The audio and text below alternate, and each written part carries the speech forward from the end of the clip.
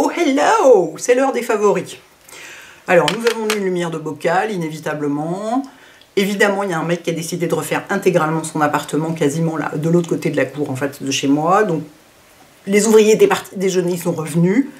Hier, ils ont détruit la cuisine à coups de masse. Je peux vous dire, c'était impressionnant, quoi. J'étais là. Bah, heureusement que je filme pas aujourd'hui, en fait, hein, parce que c'était vraiment... Mais on aurait dit qu'un troupeau de mammouths se jetait contre les murs. Bref, alors, dans mes favoris ce mois-ci, je commence par les trucs immatériels, si j'ose dire, parce que sinon, comme d'habitude, je vais oublier. Oh, ça y est, je suis essoufflée. Oh. Sur Netflix, j'ai regardé une série que j'ai beaucoup aimée, qui s'appelle Better Than Us, et qui est une série russe. Enfin, c'est une production Netflix, mais c'est fait en Russie, et donc ça se passe à Moscou, et c'est en russe. Et du coup, moi, j'adore. Quand ça change comme ça, quand on est dans des cultures différentes, avec des langues différentes, je trouve ça hyper sympa. Et c'est dans un futur, à mon avis, assez proche, où l'histoire, c'est autour des robots, qui sont là pour aider les êtres humains et tout, et d'un robot en particulier, qui est Better Than Us, quelque part, qui ressemble énormément à un être humain. Alors, le fond est assez polar, mafia, machin, voilà, c'est pas du tout... Enfin, l'intrigue est beaucoup autour de choses comme ça, mais ça tourne intégralement autour de ce robot, donc qui n'est pas comme les autres, et la fille qui joue le robot, impressionnante, parce qu'on dirait vraiment pas un être humain, quoi. Alors que bah, c'est une actrice, donc alors évidemment elle est canonissime, parce qu'ils n'ont pas pris un boudin, hein, c'est sûr, pour faire un robot, enfin pour faire le robot parfait, évidemment que voilà, mais c'est surtout elle est, on dirait vraiment un robot, quoi. À la fin, il y a une sorte de making-of, tout à la fin, et on la voit bouger normalement, et on est là, ah mais en fait c'est une vraie personne, enfin, et les personnages sont très intéressants, ça change beaucoup de tout ce que je regarde d'habitude, enfin j'ai trouvé ça très bien fait, et très chouette. Voilà. Et ensuite, je suis dans ma période où je regarde, alors vous savez que moi normalement je regarde que des trucs d'horreur, des trucs comme ça et tout. Là je suis dans la période où je constate quand même que je me sens mieux après avoir regardé un film de Noël qu'après avoir regardé un film d'horreur. Hein, parce que là quand même le changement d'heure m'est méchamment tombé sur la gueule dimanche dernier. Donc il faut des trucs un petit peu qui aident un petit peu. Et j'ai regardé The Holiday que j'avais jamais regardé. Où, vous savez c'est Kate Winslet et Cameron Diaz qui échangent leurs maisons, leurs appartements entre l'Angleterre et Los Angeles. Et c'est tellement sympa ce film, mais c'est tellement... Le petit cottage anglais dans la neige. Ah, j'étais complètement hystérique. Bon, par ailleurs, il y a Jude Law, ce qui n'enlève rien, hein, forcément. J'ai trouvé ça absolument génial. Donc j'en veux d'autres, des comme ça. Donc là, j'ai besoin de vous, parce que je pense avoir regardé à peu près, parce que tous les ans, en novembre-décembre, je me fais une crise où j'ai besoin de films de ce genre. Donc soit des purs films de Noël, genre... Noël à Snow Falls, vous voyez, ce genre de truc avec Reese Witherspoon, où elle retourne dans son petit village, machin, à la période de Noël, et elle rencontre l'amour, je sais pas quoi. Alors moi, le côté elle rencontre l'amour, je m'en fous, ça m'intéresse pas. Ce que j'aime, c'est l'ambiance de Noël. Donc il faut que ça se passe à ces périodes-là de préférence. Enfin, je regarde pas non plus Maman, j'ai raté l'avion, quoi. Je l'ai regardé avec mes neveux l'année dernière, d'accord, mais je le regarderai pas toute seule. Donc il me faut un truc, il faut des films de Noël pour grandes personnes. Donc forcément, c'est des comédies romantiques. On n'y échappe pas. Parce que les trucs comiques, quand même, c'est pas complètement mon truc. Mais donc si vous en avez des vraiment bien, parce que j'en ai déjà... Alors moi je regarde que sur Netflix, hein, j'ai pas d'autres... le streaming je sais pas faire, j'ai pas la télé, j'ai pas Canal+, enfin j'ai pas tous ces machins là, j'ai pas, donc faut que ce soit sur Netflix, mais si vous avez des idées, comme j'en ai déjà regardé beaucoup et que je commence à manquer d'idées sérieusement, dans ma liste Netflix j'ai mis Gremlins quand même, dans les trucs à regarder, parce que je manquais d'idées, j'en suis là, c'est vous dire, donc voilà, donc ça c'était top. J'ai lu un bouquin de Stephen King que j'ai trouvé vachement bien, qui était un inédit, qui s'appelle Élévation, et que j'ai trouvé très joli parce que en épile, Stephen King il est très bon. Alors il est très bon pour faire des trucs d'horreur, tout ce qu'on veut, des trucs angoissants et tout. D'ailleurs j'ai très envie d'aller voir Dr. Sleep au cinéma parce que le bouquin était génial. Mais moi je trouve qu'il est aussi très bon pour peindre les relations humaines et l'amitié. Je trouve qu'il fait ça d'une façon extrêmement touchante et délicate. Et là, dans Élévation, j'ai trouvé la peinture de la belle humanité, j'ai trouvé ça très très beau. Donc j'ai beaucoup aimé ce bouquin. Et ensuite, en immatériel aussi, enfin c'est pas complètement immatériel, vu que c'est une personne, ma manucure! Je sais, je vous en ai déjà parlé dans ma dernière vidéo, mais là je suis allée la voir ce matin. Ce matin, donc je suis hystérique. Je pense que je vais l'épouser. Commencez pas à vous faire des idées. Quand je dis que je veux épouser quelqu'un, ça n'a aucune implication sexuelle. C'est juste que j'apprécie beaucoup la personne. Je suis capable de vouloir épouser même un endroit, ou un jardin, ou voilà. Mais elle est géniale. Donc je vous remettrai ses coordonnées en dessous. Elle est géniale, elle est géniale, elle est géniale. je l'ai expliqué sur Instagram, en fait, donc je fais du semi-permanent chez elle, pour, comme je vous ai expliqué la dernière fois, pour avoir la paix. Ah mon Dieu, je parle trop vite, ça y est, j'ai chaud, je suis essoufflée, tout ça. Ah. Et en fait, elle fait très attention à la dépose pour pas abîmer les ongles, justement, et donc elle ponce pas du tout la surface de l'ongle avec une espèce de fraiseuse, là, une meule ou je sais pas quoi. Elle laisse les papillotes, elle dit, bah, de toute façon, je laisse les papillotes minimum 15 minutes, parce que sinon, on est obligé de gratter trop fort et on abîme les ongles. Donc elle fait super attention, donc j'ai bon espoir qu'à terme, ça n'abîme pas les ongles. On verra, mais enfin en attendant, je vous dis, je suis totalement conquise. Je trouve complètement géniale. Elle est hyper sympa, en plus de faire son boulot de façon exceptionnelle. Voilà pour l'immatériel, entre guillemets. Ensuite, pour le matériel, ah, j'ai le legging que j'ai sur moi, il faut que je vous le montre. Je vais vous montrer juste la cheville, hein, parce que j'arriverai pas à lever la jambe plus haut. Il est extraordinaire. C'est bien, je viens de faire tomber mes gouttières par terre. Regardez. Donc voilà, vous voyez que le bas... Excusez-moi.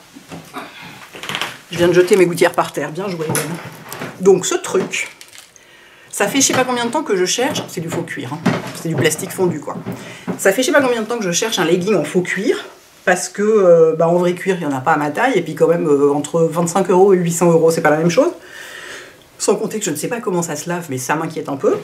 Le vrai cuir, j'entends. Hein. Le faux, à la limite, ça m'inquiète moins. Oh mon Dieu, mais pourquoi est-ce que je suis essoufflée comme ça? Je suis un peu surexcitée, c'est pour ça. Donc, j'ai essayé des milliers de ces trucs-là. C'était toujours immonde, parce que quand on fait pas 12 kg et 1,90 m, c'est toujours immonde. C'est toujours mal foutu, ça fait des plis au mauvais endroit et tout ça. Ça va jamais, mais j'en avais quand même très envie, parce que l'idée d'avoir un pantalon en cuir, je trouve qu'avec certains trucs, avec des gros pulls par exemple, c'est vachement sympa, avec des bottes et tout. Et j'ai fini par commander celui-là chez ASOS, parce que vous savez que ASOS c'est ma deuxième maison, surtout depuis le changement d'heure où j'ai besoin de réconfort. Et donc j'ai commandé celui-là en me disant, bon, on verra bien, c'est un new look. Et en général, j'ai toujours je trouve toujours des pantalons, des jeans, des trucs comme ça assez bien foutus chez New Look. Et là, il est mais parfait. Parce qu'il est, bon bah sur moi vous voyez pas bien, hein, même si je me lève comme ça, non, vous verrez pas ma taille. Parce que je voulais vous montrer, en fait, il est zippé à la taille. Bref, ce n'est pas une vidéo mode, donc je vais pas non plus... Vous verrez mieux sur le site, sur le mannequin, je vous mettrai un lien. Et en fait, alors d'abord c'est un pyjama, littéralement, c'est qu'on est tellement bien dedans, mais c'est extraordinaire. Et comme il est zippé à gauche, la taille tient bien, parce qu'en fait souvent les leggings, le problème c'est que la taille n'est pas assez serrée quelque part, et du coup ça descend, mais en même temps si elle est plus serrée, bah, ça vous coupe en deux, on n'est pas bien. Là on est comme dans un pyjama, mais en même temps le truc ne descend pas quand on marche comme un collant, vous voyez. Parce que ça c'est insupportable, et vous êtes là à le remonter dans la rue et c'est tellement chic. Donc je suis absolument enchantée par ce truc. J'ai revérifié tout à l'heure, je sais plus combien il coûtait, mais pas cher parce que c'est ASOS. J'ai revérifié tout à l'heure, alors il y a toutes les tailles normalement jusqu'au 46, sauf que je pense que j'ai acheté le dernier en 46, donc il n'y en a plus. Cela dit, moi j'ai vu récemment, parce que je me fais des listes, des wishlists chez ASOS, vous pouvez mettre des cœurs sur les produits que vous aimez bien sans les acheter tout de suite. Et il y avait un pantalon, notamment un pantalon large, un peu rose poudré, que je trouvais super joli, qui était plus en 46 depuis des semaines, mais je l'avais laissé quand même dans ma wishlist au cas où. Et en fait, quelqu'un a dû en renvoyer un, et du coup il est revenu, et du coup j'ai pu l'acheter. Donc le coup de la wishlist est assez pratique. Bref, donc voilà, donc ce truc est complètement génial, il y a des coutures devant. Du coup ça fait une jolie jambe, et je vous dis, le confort absolu, quoi. Est-ce que je vais être obligée d'éteindre la caméra le temps de me calmer? Qu'est-ce qui se passe là? Qu'est-ce qui se passe? Tu es censé être un peu abattu, mon petit, pas surexcité comme ça.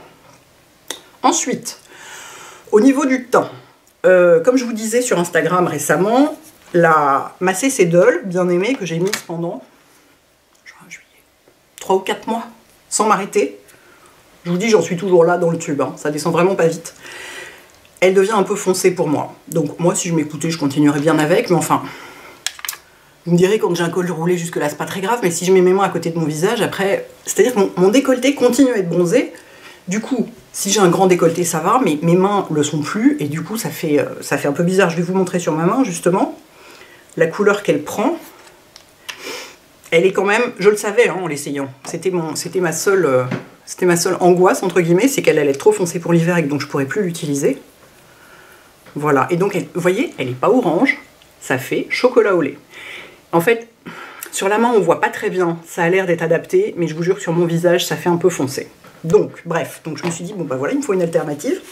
Et en fait, j'ai eu une idée de génie. Je n'ai pas du tout une idée de génie, j'ai rien inventé, tout le monde fait ça depuis la nuit des temps. J'ai pris mon fond de teint Clinique que j'adore, qui a un rendu relativement mat, et assez couvrant si on en met beaucoup. Je vous en ai déjà parlé dans une vidéo avant l'été, c'est celui que j'utilisais avant l'été. Et moi j'ai la teinte 04 Bone, qui est donc ma couleur d'hiver juste bien. C'est un jaune clair parfait pour moi. Et il est génial ce fond de teint. Il est hyper réussi, il est plus ou moins couvrant si on en met plus ou moins. Alors, c'est le... Comment je vous ai dit qu'il s'appelait? J'ai déjà perdu le fil. C'est le Even Better Refresh, peut-être je vous l'ai pas dit. Donc c'est dans la gamme Even Better, c'est le Even Better Refresh, donc qui est un peu différent des autres, notamment qui est plus adapté pour les peaux un peu plus sèches. Je crois que chez Clinique, pour les peaux plus grasses, ils recommandent le Even Better tout court. Pas complètement sûr, mais il me semble. Bref. Donc, je me suis dit, comment faire pour qu'il ait la luminosité de la Dol? Et en fait, bah, c'est tout con. Il suffit de mettre un truc lumineux dedans, de le mélanger avec un truc lumineux. Donc, le CC Sérum en Apricot Glow de By Terry. Et alors, les deux mélangés, bah, c'est ce que j'ai là. Alors, j'ai du highlighter, hein, certes, mais... certes, j'ai du highlighter dont je vais vous parler, évidemment. Ça fait vraiment la peau très glowy et hyper jolie. Et le CC Sérum, donc, c'est un... Qu'est-ce que c'est que le CC Sérum? Si vous ne connaissez pas, il y a 4 couleurs. Il y a ça. Qu'est-ce que j'ai d'autre avec moi, là? J'en ai pas d'autres juste sous la main. Il y a un blanc nacré, un rose clair, celui-là, et un plus bronzé. Que moi, je peux globalement pas mettre, parce que même l'été, il est un peu foncé pour moi. Mais alors celui-là, je vais vous montrer sur ma main. Il est génial, parce que en fait, c'est... Alors déjà, c'est du soin, parce que chez By Terry, globalement, tout est du soin dans le maquillage. Et... Il est super lumineux, mais c'est pas non plus des paillettes, quoi. C'est-à-dire que ça fait un voile lumineux, vous voyez? Si je vous mets mes deux mains côte à côte, vous voyez la différence. Mais c'est pas pailleté, et là j'en ai mis beaucoup en plus, hein. J'en ai mis une pompe sur ma main. Moi, pour mon visage, j'en mets une demi-pompe seulement. Donc, je mélange une petite quantité de fond de teint et une demi-pompe de CC Sérum. Et ça fait une peau, ça délaye légèrement le fond de teint, mais pas trop, et ça fait super lumineux, c'est hyper joli. Donc j'ai réussi à recréer une CC Dol plus claire, grâce à ça. Voilà. Quand je suis partie, où est-ce que je suis allée récemment? Bah à Toulouse, j'avais emporté les deux, pour que je trimballe un flacon en verre de cette taille-là, et donc soit obligée de tout enregistrer dans l'avion, machin, tout ça. Je peux vous dire que c'est pas souvent, hein. D'habitude je simplifie le maquillage, bah je l'avais emporté. Voilà, donc... Je ne dis pas du tout qu'il faut forcément le faire avec ces produits-là, n'empêche que si vous avez un enlumineur liquide relativement léger, pas complètement pailleté, quoi, enfin, si à la limite si ça vous fait plaisir, allez-y, mais mélanger les deux, c'est très joli. Et je me souviens qu'il y a très longtemps, je faisais ça, genre au tout début de mon blog, je faisais ça avec le Fluid Sheer d'Armani. Qu'est-ce qui va tomber encore? Je faisais ça avec le Fluid Sheer numéro combien? Le numéro 1. Ça marche aussi. Au niveau prix, donc quand même le CC Sérum est moins cher. Qu'est-ce que j'ai de bleu à la main? Un Beauty Blender. Pourquoi? Parce qu'il allait se casser la gueule. Je pense qu'en quantité prix, le CC Sérum est moins cher. Mais si vous avez le Fluid Sheer de cette couleur-là, essayez de le mélanger à votre fond de teint, c'est magnifique aussi. Bref. J'ai totalement perdu le fil, c'est n'importe quoi. Parlons de mon highlighter, qui est sublime. Mais alors il faut en mettre très peu, parce que lui pour le coup, si vous en mettez avec un pinceau un peu dense, ou limite au doigt même, alors c'est wow, c'est très beau, hein, mais moi c'est trop pour moi. C'est le dernier de Benefit, c'est le Cookie de Benefit, qui est la couleur est sublime. Je vais vous le swatcher sur ma main, vous allez voir. Ah, il est tellement réussi. Déjà sur le doigt, vous voyez. Regardez ce petit champagne extra. Mon Dieu, mais c'est un des plus beaux highlighters que j'ai jamais vu. Il est sublime. Alors moi je le pose avec un pinceau comme ça, un éventail très fluffy et très léger, pour en avoir vraiment peu, parce que sinon, vous voyez, si vous le mettez avec un truc un peu dense, ça se voit vraiment beaucoup. Mais il est magnifique. Donc j'en ai à peu près pour 800 ans, avec ce qu'il y a dans cette boîte, vu la quantité que je mets, et vu que j'en mets à peu près 2 fois par an, hein, quand j'y pense. Non, c'est pas vrai. En fait, je porte du highlighter beaucoup plus souvent qu'avant. Donc voilà, donc ce highlighter est magnifique. Ensuite, j'ai découvert un crayon à sourcils ce mois-ci que j'ai trouvé vachement bien aussi. Après, je continue à être très bien avec mon crayon Estée Lauder que je trouve complètement génial, mais j'ai eu envie d'essayer le nouveau de Fenty parce qu'il était nouveau, donc forcément il fallait que je l'essaye. Et les couleurs sont très réussies. Moi, j'ai la couleur, je ne sais pas, Brown Mup, Brown MVP, Brown je sais pas quoi, je ne sais pas, je vais vous le swatcher.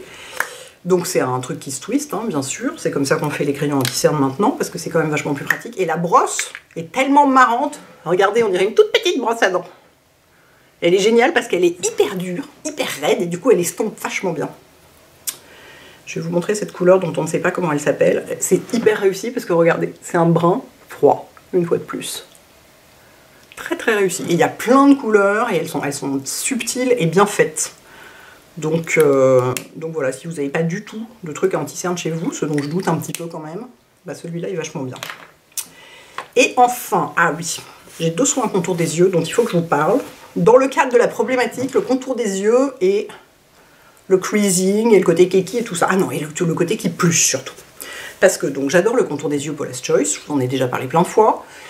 Le seul truc, c'est qu'il pluche épouvantablement. Je sais pas si vous vous souvenez, dans la vidéo où Sanam Maki, elle était là en mettant mon anti-cerne, t'es là, mais c'est marrant, il y a un truc qui fait des pluches et tout, qu'est-ce que c'est? C'est mon contour des yeux. Et donc moi ça me rend complètement folle. Donc j'ai commencé à ne l'utiliser que le soir, et à en utiliser un autre le matin, pour un truc qui pluche pas, parce que, en plus moi j'en mets très généreusement, donc j'en ai toujours dans les sourcils, donc j'ai des pluches dans les sourcils, j'en ai jusque là, ça descend, enfin, ça me rend complètement folle. Et en fait, il n'y en a pas de 36 000 qui pluchent pas, il y en a très peu en fait. La plupart des contours des yeux pluchent pour une raison qui m'échappe, qui est quoi? La composition forcément. Je sais pas ce qu'il y a dedans qui fait que ça pluche, plus que d'autres. Il y en a un qui pluche pas du tout, il y en a un qui pluche pas, que vous connaissez, qui est, bon, vous les connaissez tous les deux, mais qui est celui de Kiehl's à l'avocat. Mais il est... D'abord, il a un rendu très gras. Donc moi je préfère l'utiliser plutôt le soir et en essuyant un peu avant d'aller me coucher. Je l'utilise en fait plus en masque. Et il y a celui d'Herborian dont je vous ai déjà parlé, celui de la gamme Ginseng, donc c'est la gamme anti-âge. Et celui-là il est génial parce que alors déjà il n'est pas parfumé, alors que les autres produits de la gamme le sont. Dans ça ils sont intelligents, ils n'ont pas mis de parfum parce que effectivement c'est pas indispensable dans un contour des yeux. Et alors il est génial parce qu'il ne pluche pas du tout. Et qu'en plus, moi j'ai l'impression, enfin c'est pas qu'une impression d'ailleurs c'est vrai, il donne un rendu sous l'anti-cerne particulièrement frais et lisse. C'est marrant, c'est un peu comme la CCI qui lisse le contour d'œil. Ça, j'ai l'impression que c'est un peu le même effet. L'anti-cerne est beaucoup plus joli là-dessus que sur d'autres contours des yeux. Donc c'est celui que je mets le matin, et on peut en mettre une quantité normale, genre qu'on fait pénétrer tout de suite. Moi, il m'arrive d'en faire un masque aussi, et ça marche aussi. On peut faire des masques avec. Moi, j'aime les contours d'yeux avec lesquels on peut faire des masques. Le deuxième dont je vais vous parler, c'est la même chose, si ce n'est que lui, je ne peux pas l'utiliser le matin. Donc c'est pour ça que j'en ai 2, et puis parce que j'adore avoir plein de produits différents. Mais on peut faire un masque avec, et il pénètre pour de vrai, et il fait pas de pluche ensuite. Alors qu'il y a plein de contours des yeux qui déjà font des pluches naturellement, mais alors si en plus on en met une couche épaisse, mais c'est catastrophique, quoi. Donc, et puis c'est un anti-âge, donc, mais il est très, comment dire, il est léger tout en étant nourrissant, et en ayant cet effet lissant sous l'anti-cerne, il est vraiment très réussi. Et le soir, comme j'ai quasiment fini mon Paula's Choice, je me suis sentie autorisée à en essayer un autre, qui est le Renutriv, non, c'est pas le Renutriv, c'est Revitalizing Supreme d'Estée Lauder, donc pas du tout la même gamme de prix, c'est très bien, il y en a pour tous les goûts. Qui lui est complètement différent comme texture parce qu'il est très riche, très épais. Alors moi j'adore ça, notamment pour faire un masque. Il est génial, par contre il pluche vachement. Donc le matin, pas possible. Du coup moi je l'utilise le soir, souvent en quantité un peu trop importante. Je sais, ça n'est pas raisonnable vu le produit, mais ça me fait plaisir. Voilà, donc je trouve ça assez bien équilibré. Alors une fois de plus, je dis pas du tout qu'il faut utiliser la même chose que moi, surtout celui-là qui est vachement cher quand même. Mais je suis contente d'avoir trouvé un truc adapté à chaque situation. C'est-à-dire le matin, qui pluche pas et qui fasse un joli anti-cerne. C'est-à-dire que là c'est pas poudré ni rien. Hein. J'ai juste mon anti-cerne, vous voyez, et c'est hyper frais quoi. Et un truc le soir avec lequel je puisse faire un masque. Et sachant que vous pouvez le faire donc avec celui de Kiehl's à l'avocat, il est très bien pour ça. Et ben je crois que c'est tout. J'ai fini par m'en sortir. Ça a été un petit peu laborieux, je suis désolée. Pourtant c'est pas les ouvriers qui m'ont dérangé, vous voyez, mais je ne sais pas. J'avais complètement la tête en ébullition, la dame. Donc, pardon. Dites-moi si vous aussi, vous mettez de la lumière partout dans votre teint quand c'est l'hiver, encore plus que l'été. Et puis si vous connaissez certains de ces produits, si vous les avez essayés, comme d'habitude, parce que ça m'intéresse, forcément. Voilà les filles et les garçons, passez un bon dimanche. Ciao.